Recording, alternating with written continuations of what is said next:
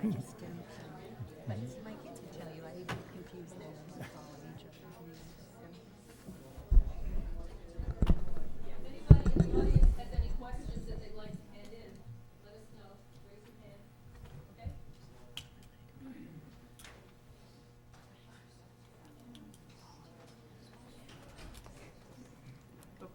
See, already fallen off, someone picked it up. Lost and found. It doesn't stick. Good evening and welcome. Good evening to members of the audience here and to those of you watching at home. I'm Lane Neff of the Murrysville area branch of AAUW, and I will be your moderator this evening. AAUW is a national nonpartisan organization that does not support or oppose any candidates. We're sponsoring this meeting as a community service so that you may meet the candidates, learn where they stand on the important issues facing the community, and make an informed decision on Election Day, which is May 19th. We would like to thank the municipality of Murrysville for helping make the arrangements for this broadcast tonight. We'd like to thank Comcast Cable for televising this meeting on Channel 19 and providing a valuable community service, and all the members of AAUW for their time and effort in organizing and running the meeting tonight. Our procedure will be the seating ordering, which has been randomly selected as they entered tonight by drawing a number. And each question is numbered, and the first question will be addressed to start with position 1 and then move over. And the second question will be started with position 2 and move over. Rotate so it's completely fair.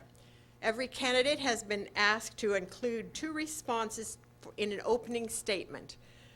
The opening statement is to be 1.5 minutes, and the 2 questions we sent them in advance were, what do you feel are the most compelling issues facing the school district or the municipality tonight?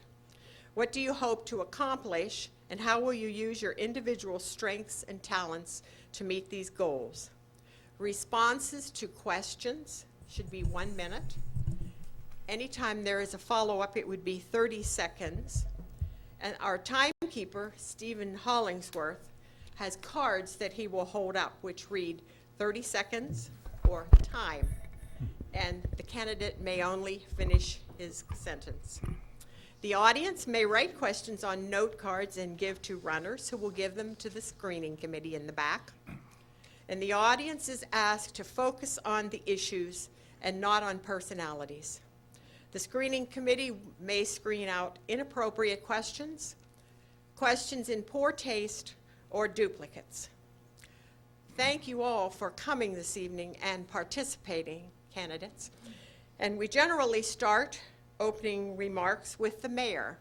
The mayor, however, is running unopposed and out of town at a board meeting and unable to make it with us tonight, be with us. So we will start with our school board candidates. We have 5 candidates for 5 available seats, and candidates for the school board may cross-file. Tonight we have Larry Borland, who is an incumbent, John Curry, who is a new member running for the school board, Jane Tower, who is also an incumbent. Dennis Pavlik had to back out at the last minute as he fell and had quite an accident, broke his arm.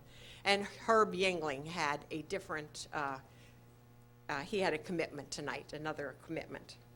So we will begin. I have no opening statements from either of those candidates. One of them was very late, of course. But we will start with the opening statement for Larry Borland. Go ahead. Thank you. Good evening. What I'd like to do is comment on what the board and the administration has accomplished over the last several years. The most particular and important key one was the hiring of almost all of the top administrators, which basically puts existing administrators who were still in place in a position to work together to help build our school district. The second thing that was an event that I'm not going to go into was the event, which we all know have, and that has been a significant and continues to be a significant time commitment and energy and emotion for all the administration and the board and the professional staff. The board and the administration are working on a foundation and fundraising to help facilitate some projects and perhaps help ease the tax load. We have deployed a brand new student data system, increased collaboration with VOTEC and higher education for joint degrees, and that's going to escalate. In addition to the academic and day-to-day achievements of our students, we've had honors in sports, such as wrestling, honors in the arts, such as regional and state orchestra and chorus. We've instituted on a community request, a review of student data and privacy, and that's ongoing. And we've just completed a comprehensive plan, which included selective parents, businessmen, and professional leaders. Thank you. Thank you, Mr. Borland. Mr. Corey. Yes.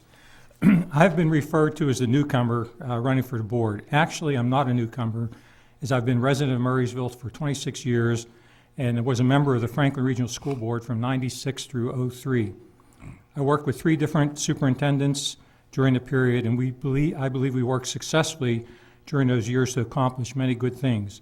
We did not always agree on everything, but we openly discussed the pros and cons of every proposal. We were able to make program extensions with no increase in taxes for 2 years. Transparency and obtaining citizen input was keys for me. Obviously, the most compelling issue at this time facing a school district are financial, budgetary problems. Contractual obligations and state funding indicate that these challenges will exist for the foreseeable future. That being said, we cannot afford to continue raising taxes year after year. But we also must continue to improve the quality of education within the district. So the big question is, how do we accomplish such a difficult task? I don't know how many of you have heard of the phrase the tyranny of the or. The tyranny of the or leads to people to believe that things must be either A or B, but not both. In our situation at Franklin, that means you can have low cost or high quality, but not both. I instead subscribe to the genius of the and. The premise of the tyranny or versus the genius of the and was a cornerstone of one of my favorite books titled Built to Last by James Collins. I believe we can have both low cost and high quality. This will be hard, but it can be achieved. Thank you very much. Thank you, Mr. Corey. Ms. Tower. Thank you.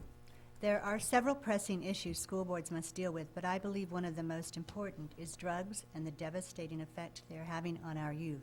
Westmoreland County has the unfortunate distinction of being the drug capital of Pennsylvania, and Franklin Regional sadly contributes to those statistics.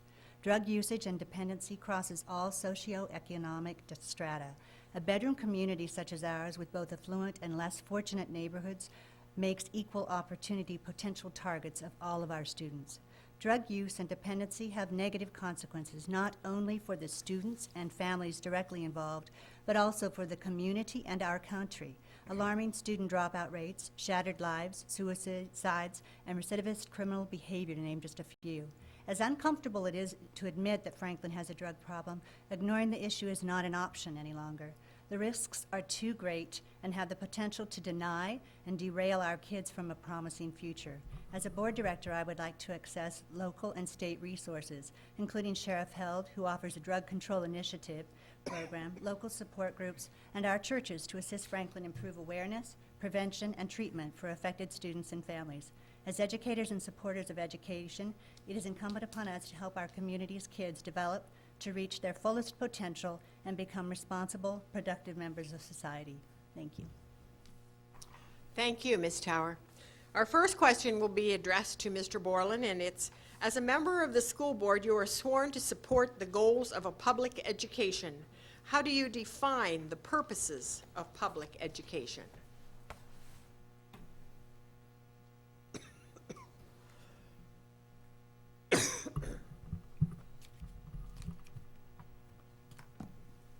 If you mean the end result, I think what we would like to have is excellence in our students in both their academics, the arts, in sports, as well as their understanding of citizenship and their involvement in the community. Mr. Corey. Same question? Yes, same question. How do you find the purpose of public education? Well, for me, I think the purpose of public education is to really develop our children into great citizens. You know, they're the leaders of tomorrow. They're the leaders of the future. And it's incumbent upon us to give them the tools, not only the academic, but also the social and the awareness of their place in the world and how they can help develop themselves into contributory members of the society. Thank you. Ms. Tower? For me, the purpose of education starts with the founding of our country, when our founders put such great importance on education, and many of them founded colleges themselves and that sort of thing. And in order to keep this experiment in self-government alive, they knew that we needed to have an informed and educated citizenry. And that is, for me, the main purpose of education, so that all people can reach their fullest potential and become productive members of society. Thank you. The question will be for Mr. Corey. What opportunities have you taken advantage of to enhance your educational expertise as a member of the school board? Well, my background is in engineering, so I have the technical background, but I also have a business background, a master's in business association. And I recently retired 2 years ago from my work as a naval nuclear propulsion program. And since then, I've been taking additional courses from the online courses from University of Pennsylvania in things like contract law, criminal law, and so on and so forth that I think give me a better background in trying to deal with I didn't take those courses because I was thinking of running for the school board, but it just gave me a better background in terms of how to help people in general and how to deal with problems that I hadn't been working on before. Thank you. Thank you. Ms. Tower? PSBA, which is the Pennsylvania School Board Association, offers some workshops and that sort of thing. You can take some online, and then we've also had some that we could go to conferences and things like that. My schedule has prevented me from attending a great number of those, but I have attended a few of those. I read a lot. They send out, or they mail a publication, as well as just I read a lot of periodicals and books about education. I think talking to people, our administrators and fellow board members and that sort of thing, and since I am an incumbent, I do have the 3 years behind me, so that I think has helped. Thank you. And Mr. Borland? First and foremost, I've been an educator all my life. I spent 33 years at the University of Pittsburgh faculty in the School of Medicine, and then before that, University of Iowa. So teaching and education is part of my, shall we say, being, okay? In addition to the comments, because there are mailings every day that Mrs. Towers mentioned that we get from the PSBA, I think the most recent ones have to do with two endeavors. One is a fellowship program, and there are 30 of us across the state and school boards who are picked for this. There's a group of 10 that are going to be working on a project. Ours is to work on non-parent interactions and involvement in schools. The other one is legislative on legal, and I just recently spent 2 full days in Harrisburg in both training sessions and listening to many legislatures talk about the funding and school crisis. Okay, thank you, Mr. Borland. Ms. Tower, this next one is for you, and it's basically part of it for an incumbent and another part for an non-incumbent. What was the most challenging decision you had to make as a member of the school board? How did you come to your decision? And for the non-incumbent, what was the most challenging decision you thought the board had to make? And what decision would you have made?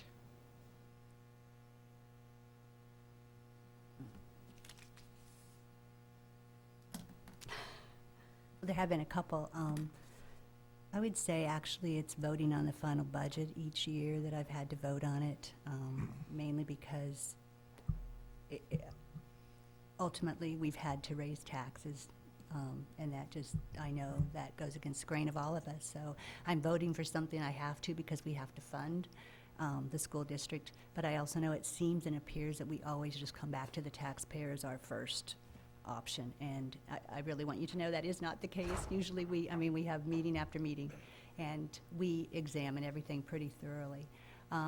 Another one that I did have a hard time with, if I could just throw another one in, was the QRT, which is the time in the middle of the day that we have now set aside for either remediation or for gifted programs and that sort of thing. And I had some reservations about it, primarily for the kids that were going to be affected. Originally, they were a class that also had started the 9th grade academy, and I didn't think that class should have been the guinea pigs for 2 new things, so I was glad it waited a year.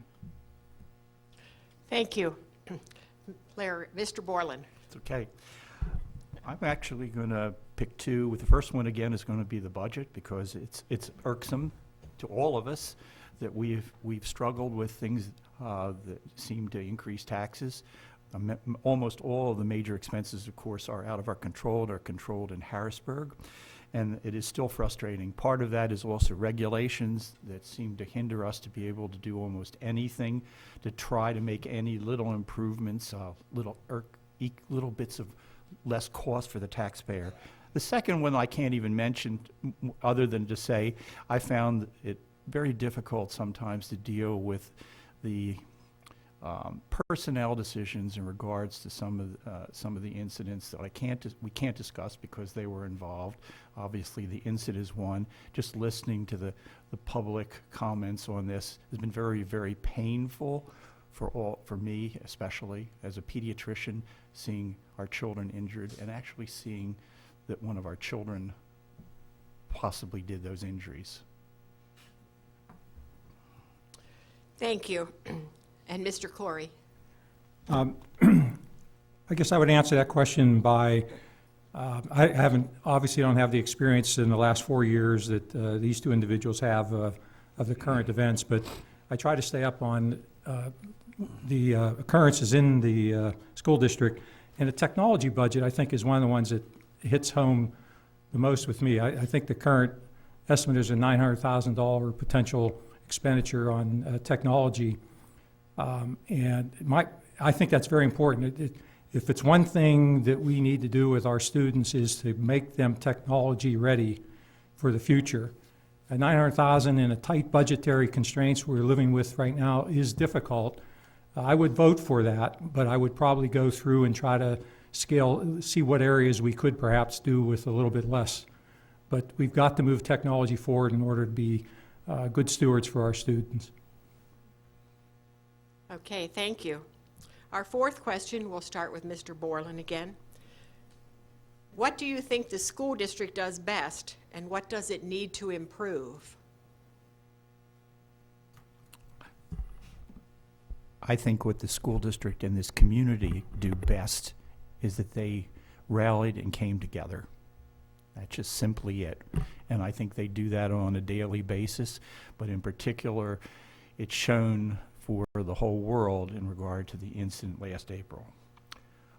One of the things that we're doing for improvement has to do with majorly increasing our both the administrative and the school board's outreach and communication with members of the community rather than just school board meetings. So I'm scheduled for the Lions and the Rotary Club and met with American Legion, and I'll meet with any other group that has the interest to put up with me for a half hour.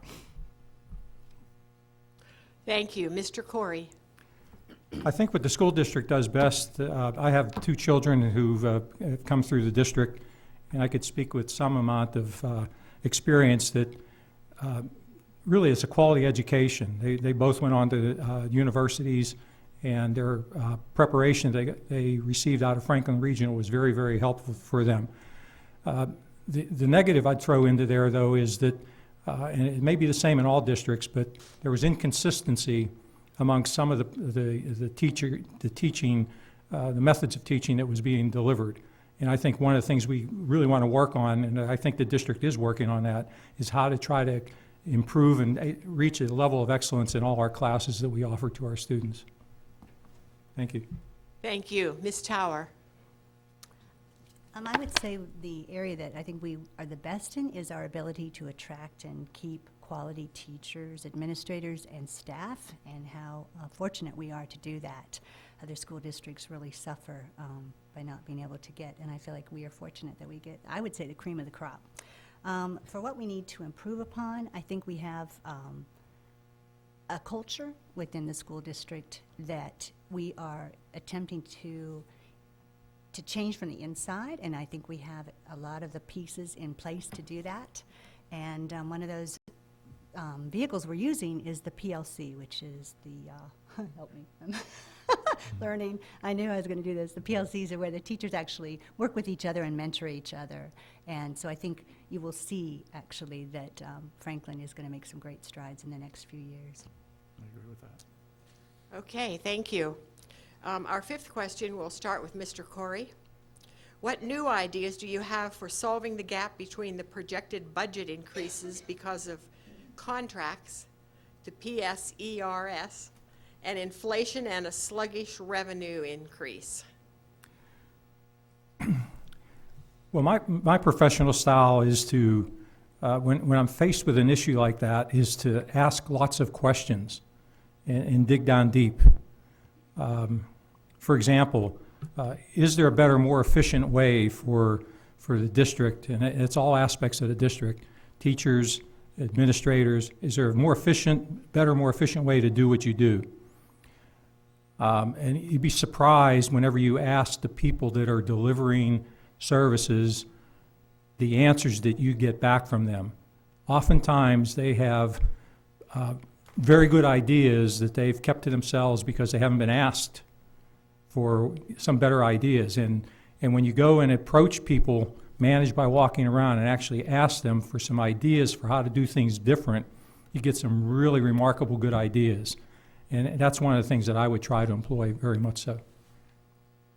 Thank you. Ms. Tower.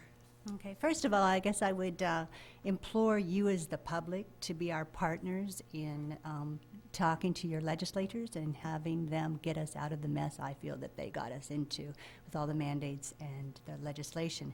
Secondly, I would like, and I think you will see this, that we would like to increase our revenue stream, and that's going to be, through some partnerships and things that we'd like to just work on.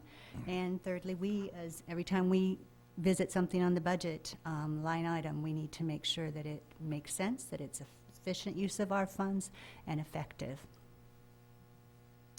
Thank you. And Mr. Borland. Boy, if I had the solution to this, I would be in Harrisburg, right? The problems are predominantly out of our control, and I'm going to reiterate them, but it's not that we're not working on the things. Unfunded mandates are increasing on a daily basis from both the state and federal government. The pension crisis, we all hear it commented on. Right now, we're in the mid-20% of all salaries are for pensions. It will be in the mid-30s within 3 or 4 years. The funding formula that takes money out of the school district for cyber charter school funding is incredibly broken and is providing enrichment for private corporations, and it needs to be fixed.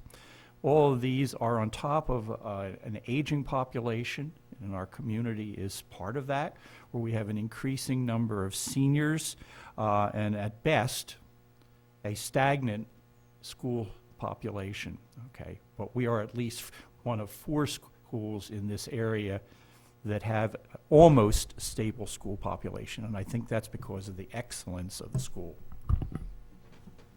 Thank you. The next question, we will begin with Ms. Tower. What do you feel are the strengths of the Franklin Regional School District, and what are its weaknesses? And how do you plan to address these weaknesses, and why?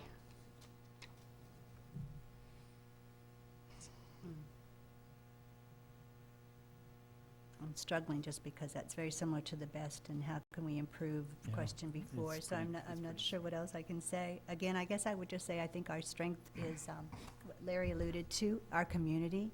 It did come together when we had that horrific incident, but not only in times like that. I just think we are a very close-knit community and we have a lot to be proud of, and we shine in many different areas, whether it be athletics, the arts, and academics. So that's, I think, our strength, our kids and our families.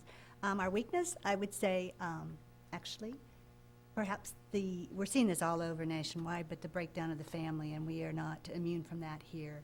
the divorce rate and kids that come from broken families, that has an impact on them. And again, I think maybe we could use the strength of our community and find ways to support and help each other through those things, because those kids, they need role models, they need mentors, that sort of thing, and I think that's where all of us need to pick up the pieces and do that. We're asking the school actually to become the parents, and that's not, it's not possible to begin with, but it is a good goal. Thank you. Mr. Borland. We have an incredible administration team, but as I've said before, we have, I think, a very, very superlative professional teaching staff, and they are a significant strength. They are also a weakness. There's been, from our review, a relative stagnation of them being both kept up to date and being able to collaborate, which is one of the things that you commented on regards to best practices. But the current scheme, I think we call that PLBs and whatnot, which allows these small teams to work, to talk together in regards to subject matter and say, hey, this really worked. Okay, I'm getting really good results. I get the kids interested. They're actually spending a little bit of time each week talking about these things so that they can actually collaborate to pick the best practice to teach our children. Thank you. And Mr. Corey. Let me start by saying I think the strength of the district is I mentioned before, the quality of our education that we provide to students and the quality of the teachers. I mean, some of the teachers in this district are just phenomenal in their the way they present their class. They're actively involved with their students, and they go more than the proverbial 8-hour day. Weakness is a little bit hard for me to judge because let me just say, what are the things that I stay awake at night that bother me, that I worry about, keep me awake? School security and student safety are the two things that I worry about very, very much for obvious reasons. And I'm not saying the district hasn't done enough, but that's why I wouldn't qualify it necessarily as a weakness, but it is something that is really, really important that we got to get right. We can't afford to get that wrong. The last thing I'd mention in terms of an area that I think is an area of focus is getting citizen input. I think more and more we do that and get input from the citizens on different issues. I think that we'll be better ahead as a board. Thank you. And Ms. Tower. I started it, I think. Okay. Sorry. You get a second chance. Yeah. We'll have some more. I moved questions too quickly. Okay, then the next one, we start with Mr. Borland. Again, okay. How would you create a cost-effective budget without compromising the quality and integrity of our programs?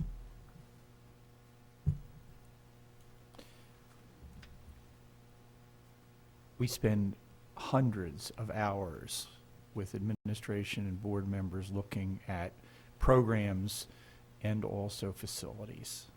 And that's already ongoing. The public does not see that, and I'm sure it's been ongoing in every other board that's been here before. The one particular thing that I think comes to mind, and it's only an example, is to actually look at some of the more older but traditional programs that may need to be updated to make them more effective and more current for our students. Those are both analysis and changes that take 2 to 3, 4 years to accomplish. Thank you. And Mr. Corey. Very, very important part of the job is to get a cost-effective budget.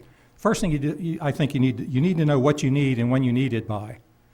There's certain things as short-term kinds of costs that are in the coming year, but you also have to have a view of the out years in terms of facility costs. You need to know what it takes to maintain those facilities.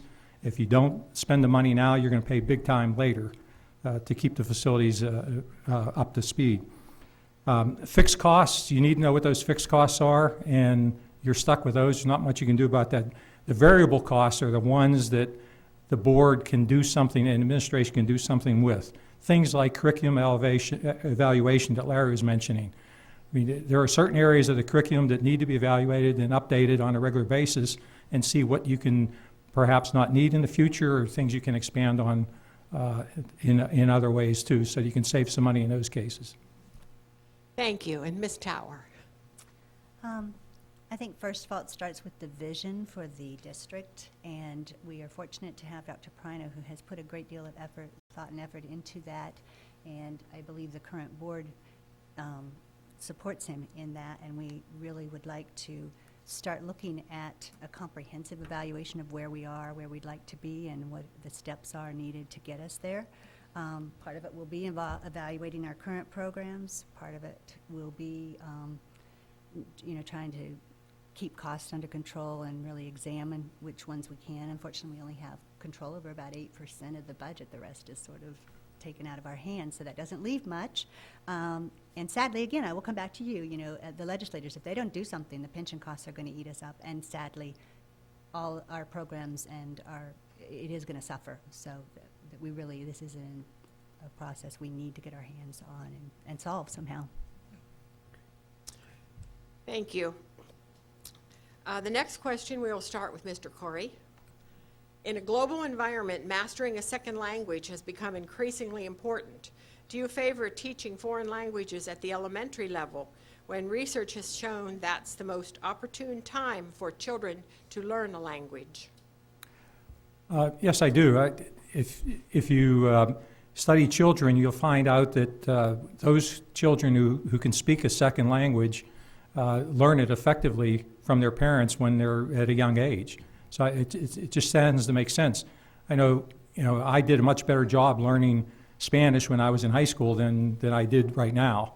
And if I try to learn these kinds of foreign languages at a later age in life, I think your facts will show that it's much more difficult to be able to do that. So certainly I favor teaching foreign languages at the elementary age. Thank you. Ms. Tower? Yes, I wholeheartedly do. In fact, I was one of those that took Spanish when I was in grade school and then French when I was in high school and college. And there's still times when the Spanish word will come to me before the French word will. So it is a testament that the younger you are, the more it sticks with you. The language that I would actually encourage us to try and work into our program would be Latin. And I think if we could get our elementary kids Latin and then carry it all the way into high school, we would see our SAT scores just soar. Thank you. And Mr. Borland? Agree with both of the candidates regarding the early learning of languages. Children just learn easier.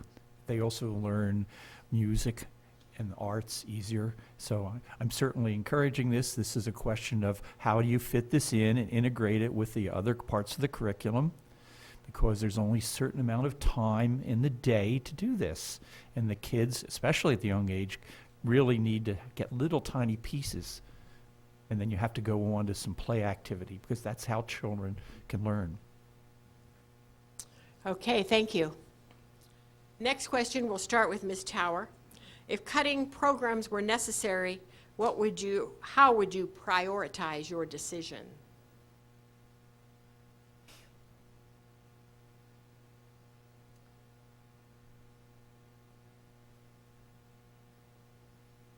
Well, I guess I would first see if there are any that are ones that could perhaps be offered on a per pay per student basis.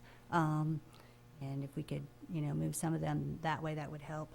Actually, it's interesting you say what I would like to cut. I have many classes I would like to add. So this would be a real dilemma, because I would like to give us more life skills for the kids, like a Dave Ramsey living expenses kind of thing or something like that. So I guess it would be, I would want to, there's a lot of emphasis on STEM right now. But I think STEAM is actually a new thing that's coming, where you add the arts in there. And so I would just, I would want to make sure we still offered a very well-rounded education. My emphasis would be on the classics, though. I think if anything, if we have to eliminate something, I would want to make sure we offered the core things and did a very good job of those and offered more classic kind of courses. Thank you. Mr. Borland? Well, I think I kind of answered this in the last question in regards to reevaluating very large structures to make sure they're current and applicable. That doesn't necessarily mean eliminate. It does mean make them more efficient. You may eliminate some, and certainly that is a major, major undertaking. It doesn't happen overnight because you want to make the right decisions. I am not a proponent of creating Franklin Regional as a technology school that only sends out scientists. I am wholeheartedly part of the complete student and the STEAM approach, which integrates arts and the music as well as science and technology. To me, if it's done right, is going to create a better person and citizen. Thank you. And Mr. Corey? Yeah, tough question, because it's always hard to cut classes, even classes that may tend to have fewer students in them than others, because when you start to think about it that way, you're affecting some students who like the class and are getting something out of it, and just because it's lower populated, I don't think that's a good reason. But I think your overall curriculum evaluation is what you have to go through and look at them from A to Z and see which ones perhaps can be combined. Different kinds of deliveries might be able to result in some program reduction. One of the areas that I think we don't do enough in is teaching our students, and I know I get them after I hire them, their public speaking skills are very low on the score. And anything we can do with the children at the beginning at an early age, all the way up through high school, to teach them better public speaking skills in front of a camera, so to speak, I think would really enhance their education. Thank you. The next question, we'll start with Mr. Borland. What is the role of board members and how does it differ from the superintendents? Sorry. The spiel is govern, not micromanage. That's it. Micromanaging, the board sets policy, and the administration sets procedures for the implementation of the policy. So the details are often in the procedure part of it, which is administrative, but the board sets the policy part. Thank you. Mr. Corey? For me, this is a pretty easy one. The roles are very distinct. I think it's administration, their role is to propose certain actions. And for a school board, it's up to the board to dispose or to act on those actions. So it comes before the board, and the board has to act and approve. So it's a difference. The other aspect of it is a check and balance.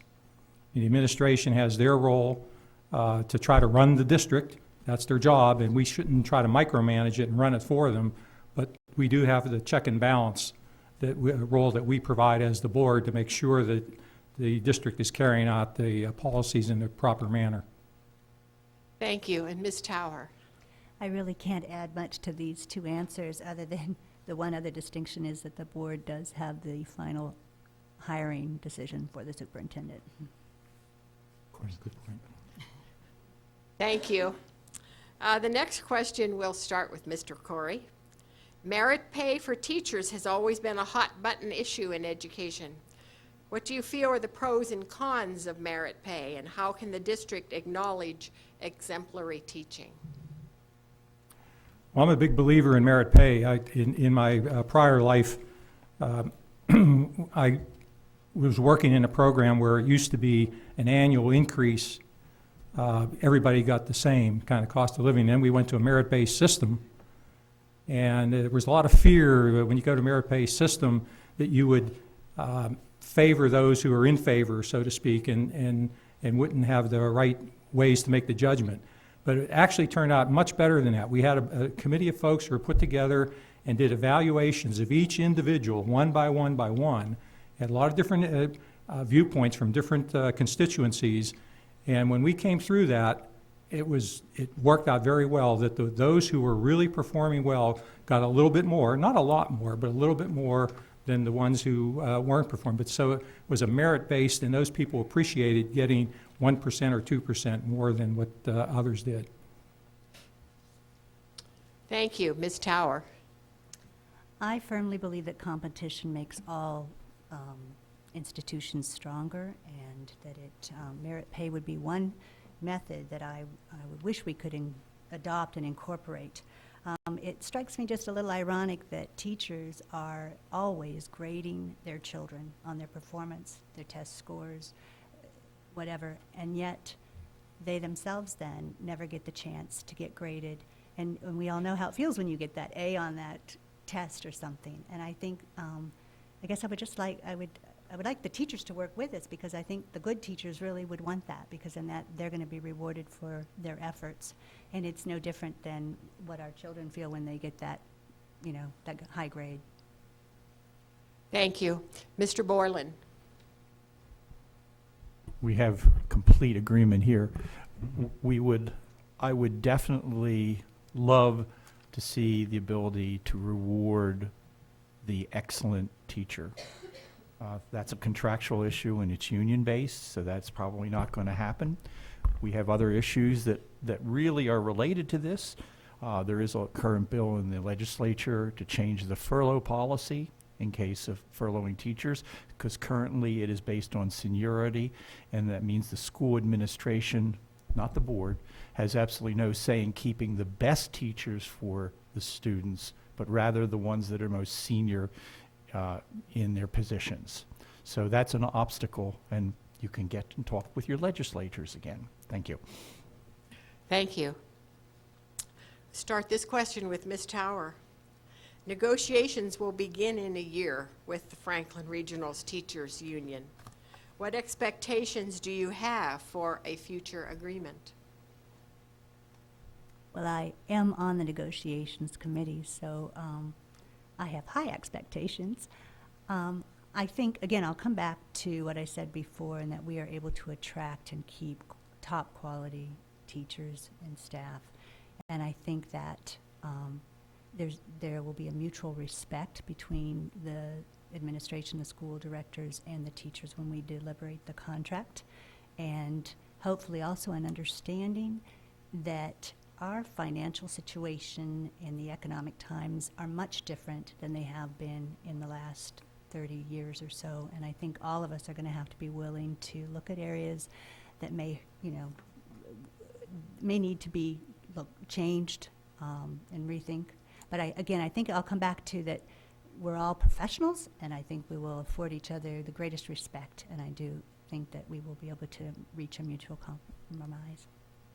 Thank you. Mr. Borland. Well, I believe that the teachers are very involved in this community with their students, and I think that's a very, very positive sign, us being able to try to work together to kind of maintain and perhaps grow the quality of the education that our children get. I think, and I'm hoping that the teachers individually look around and see that around us there are any number of school districts that are in both financial and profoundly decreasing student populations, and they have a vested interest in making this not only maintain its quality, but improve it. So I'm hoping we can collaborate. Thank you. And Mr. Corey.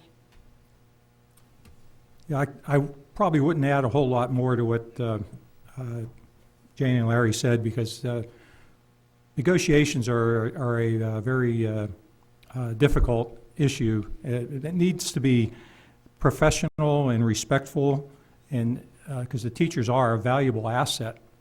They're as valuable an asset as the buildings that the school district owns.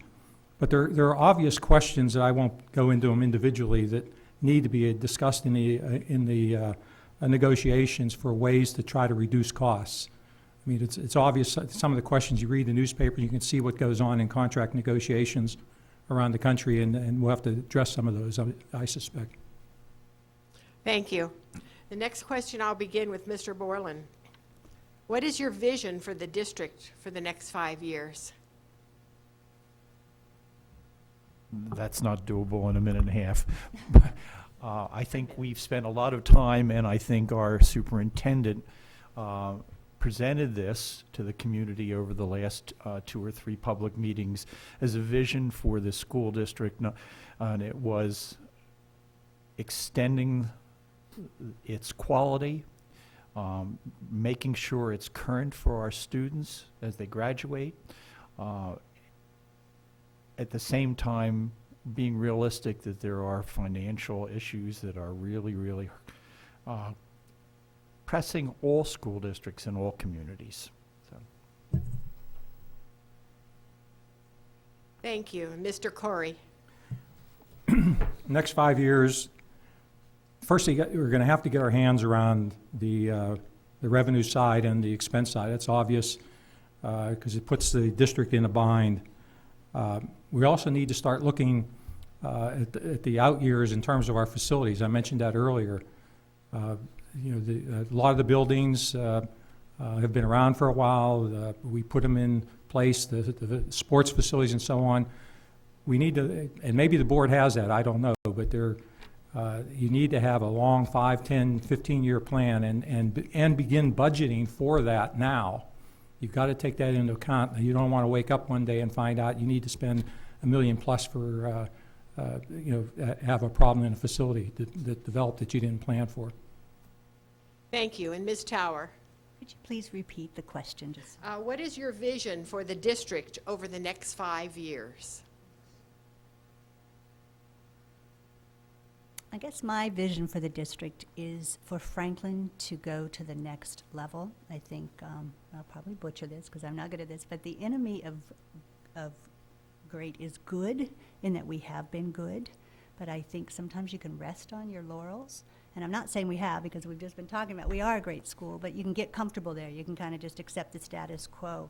And as I mentioned before, I think Dr. Perino has brought a vision with him that we all really think is doable in 5 years. It's gonna be a lot of work. It's gonna be a community effort and that sort of thing. I think within the school we have the PLCs in place, so we're gonna be working with the teachers, and so it will happen inside as well as on the outside. It will be a vision that, the comprehensive one. We need to look at all the buildings, the structure, the core work, the coursework, that sort of thing. I guess I want Franklin Regional to be in the papers as one, if not one of the top school in the United States. Thank you. The next question will begin with Mr. Corey. Many years ago, Senator Patrick Moynihan said very thoughtfully, "Everyone is entitled to their own opinion, but not to his own facts." In our schools, this is especially true in coursework related to history and science. Do you support the curriculum that has been developed by the professional educators in our district? If not, please explain why not. Well, it's an easy answer for me. I'm not sure what the curriculum is. What I would do is, I certainly agree with the statement that everyone's entitled to their own opinion, but not the facts. The facts matter. They're very important, but so you have to find out what the facts are. And in terms of the history, now, when my kids came through, history was, they enjoyed it. It really, American history, they really helped prepare them. They had to do essays, 3 essays on it, and it was very well done. So I'm going into it thinking that it's not a real problem the way it's being taught, but that was 5, 6 years ago. So I'm open-minded on that issue, but I can't reach a judgment at this point. Thank you. Ms. Tower. Overall, I would say I support our curriculum. I'm sure this is kind of alluding to the Common Core, which many people have some concern about, and I am right in there with that as well. Moynihan is one of the people I really respect, his opinions and everything. But I think in this politically correct world anymore, we need to not be so afraid of facts and opinions, both. And I guess if I could, the curriculum more than anything is make sure that the kids are at least exposed to both sides of an issue. And then, as long as the facts are there, let them come draw their own conclusions. But if we are not presenting the facts, we're not giving them the complete picture, and we're doing them a disservice and our whole society a disservice. Thank you. And Mr. Borland?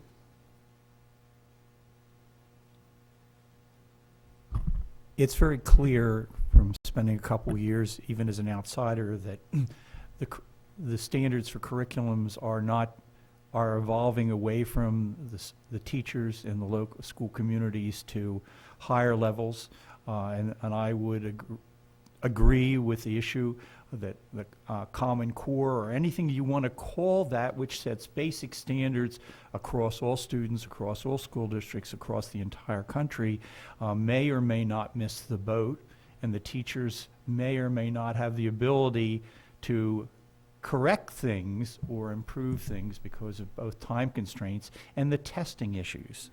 But I would also agree, and the other part of that issue is whether it's important. Well, there's no question about that. And especially in history, Santana said, and I think he was the first one who said this quote that many have butchered, as those who cannot remember the past are condemned to repeat it. So I am a very firm advocate of history and learning, especially all sides being presented so that the students and the teachers can have a dialogue. Thank you. The next question, we will begin with Ms. Tower. It is important for elected officials to make themselves available to citizens of the school district who elected them, to discuss ideas and have an exchange of opinions. Will you list your individual contact information, phone number, address, or email on the district's website?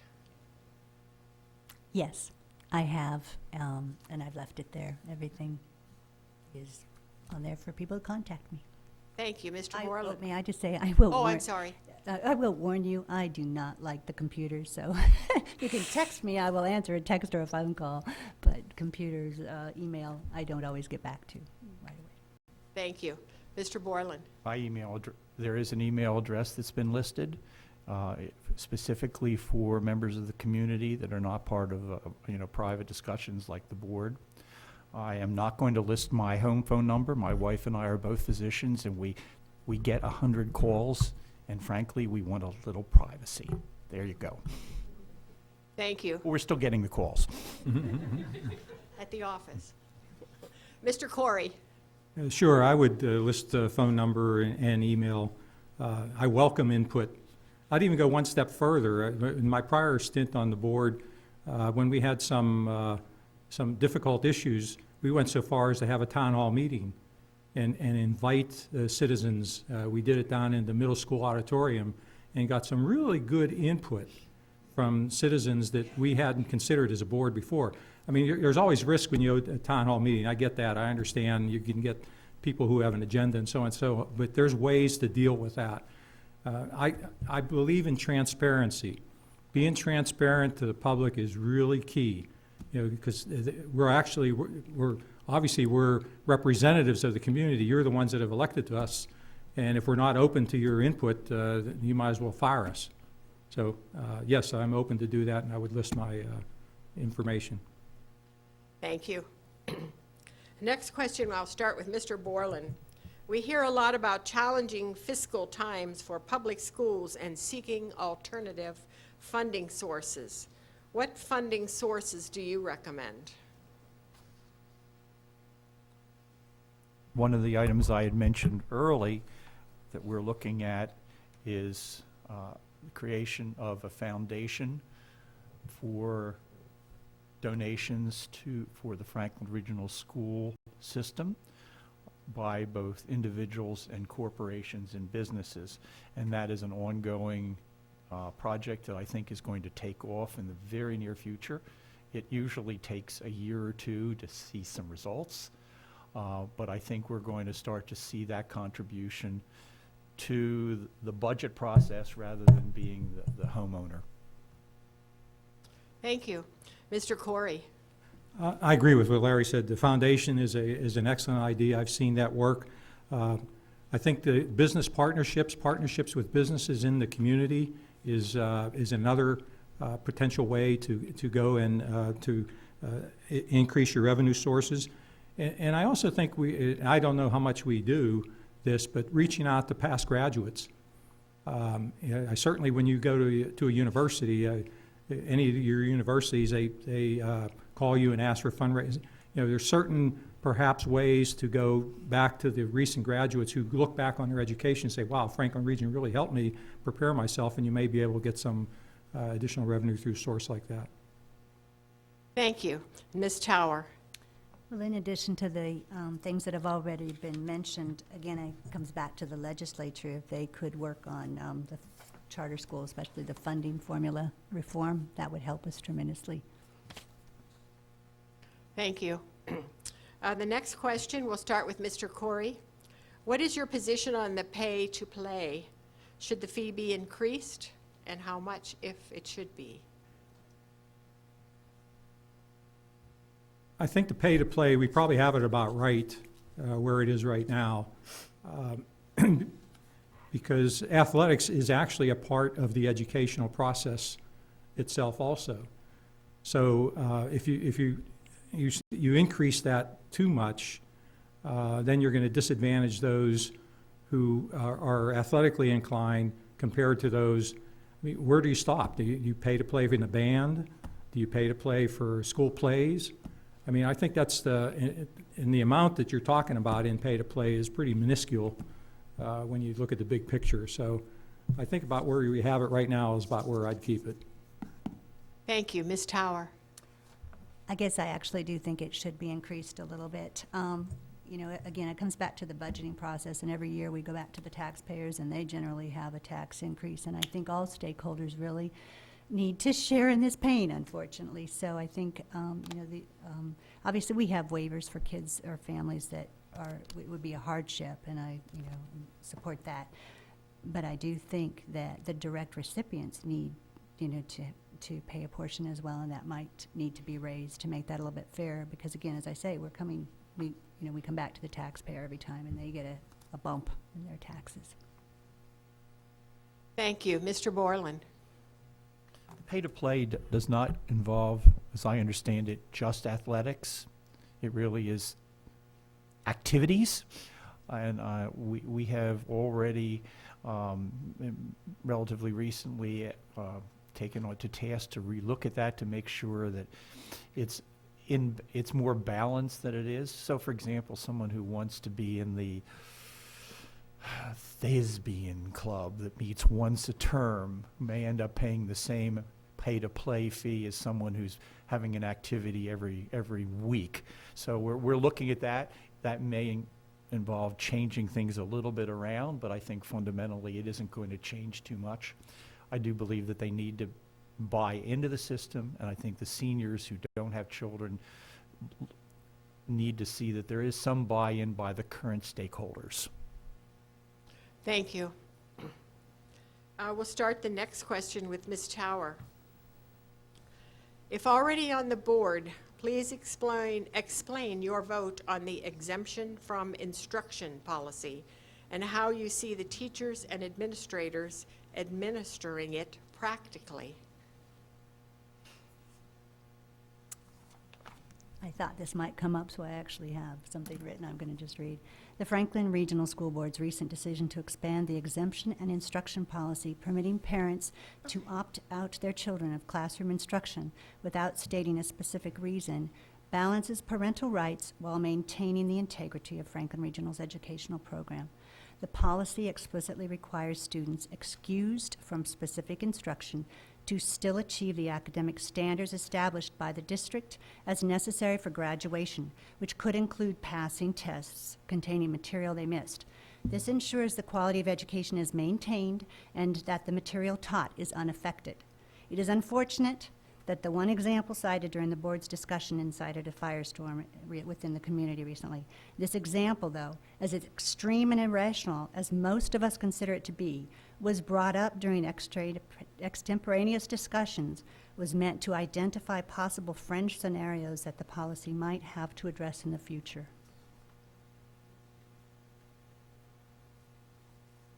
Thank you. Mr. Borland. Apparently, this is an ongoing issue, and will surprise everybody in the audience by telling you it is not in the subjects that you are already key to in thinking of. Music apparently is an ongoing issue of parental requests to have their children removed. I learned this weeks and weeks ago before this policy came up. Music requests by parents are often religious, so that may be non-Christians at Christmas, but examples would include vegans at Thanksgiving who request to have their children moved out of the class because they don't want to hear these songs. So I think the teachers do hear this and act appropriately after some discussions with parents.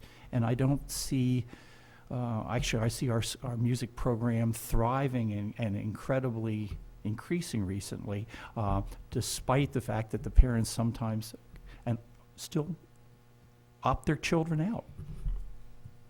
Thank you. Mr. Corey, do you have any comment on this question? Well, I'm not aware of the specific example Ms. Tower is mentioning, but this issue of an opt-out policy came up before the board when I was on the board back in the 2002, 2003, and the board passed a policy that allowed opting out of certain types of classes, but it had to be based on a letter from the parent and rationale and justification provided. And I think when you have that requirement to have justification provided by the parent in writing, I think you probably have enough information on which to make the decision as to whether opt-out is approved. You still need to maintain the educational credit. You have to figure out a way to go do that. And you really have to be careful because it can be abused. An opt-out policy can be abused. It's going to take a lot of work and time by the board and by the administration to figure it out, but I think you have to have opt-out policy on the table. Thank you. We're going to conclude this part of the evening with the school board, and as you can tell from the questions tonight, there are many important issues that our community is concerned about. So thank you very much for being here tonight. I hope everybody votes on May 19th. We'll take a brief recess right now. Thank you. Thank you. I took Latin when I was in high school. Yeah. And it helps me today. I should have mentioned that. It helps me today because I see words and I remember the root from that. If we did nothing else, Yeah, that would be great. I don't know whether we could afford it. But you did it. I don't know whether we could afford it, with everything else.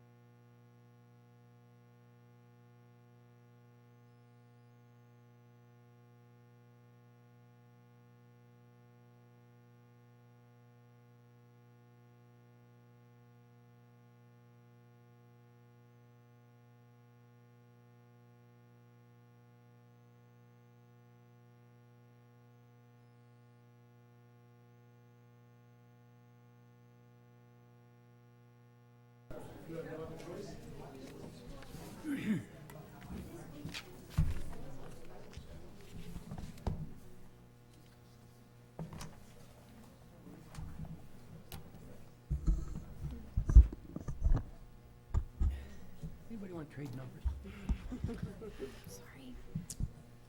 Okay, thank you for rejoining us for Candidates Night, the second part of Candidates Night. And now we have our candidates for the council. They are Jamie Lee, running as a Republican, Joshua Lorenz, a Republican incumbent, Allison Holt, a Democrat, Dennis Skiers, a Democrat, and Susan Stewart Blaine, a Democrat. Bain, thank you. We also have Tony Spadaro, who could not be here with us tonight, and he did send an opening statement. So I will read it, and you may cut me off when my time is up. I was a graduate of East Pittsburgh High School. I started working at an early age and consider myself a self-starter. I am highly motivated to achieve results. I have lived in Murrysville for 52 years now with my wife, who was born and raised in the area. I have 3 children, all who are graduates of Franklin Regional High School, along with 2 granddaughters, one who is attending Franklin now. My career has always been in a supervisory position. I have strong communication skills, and working with people has been my forte.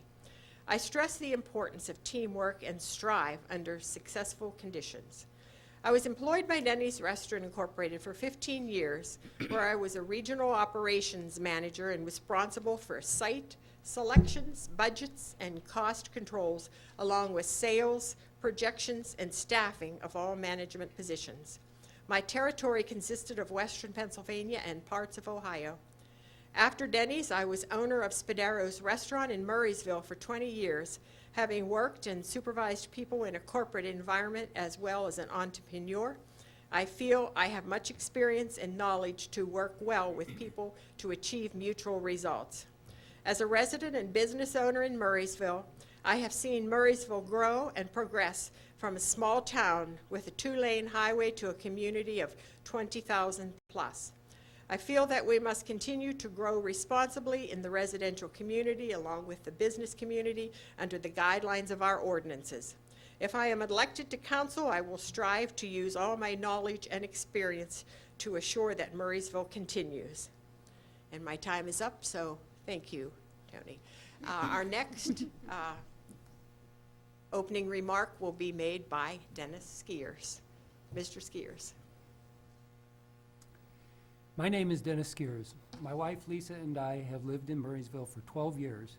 In that time, we have formed close friendships, solid roots, and a real sense of belonging to a community. I am running for council because I believe that as the beneficiary of many blessings in life, I have a responsibility to take part in helping to maintain, sustain, and improve society.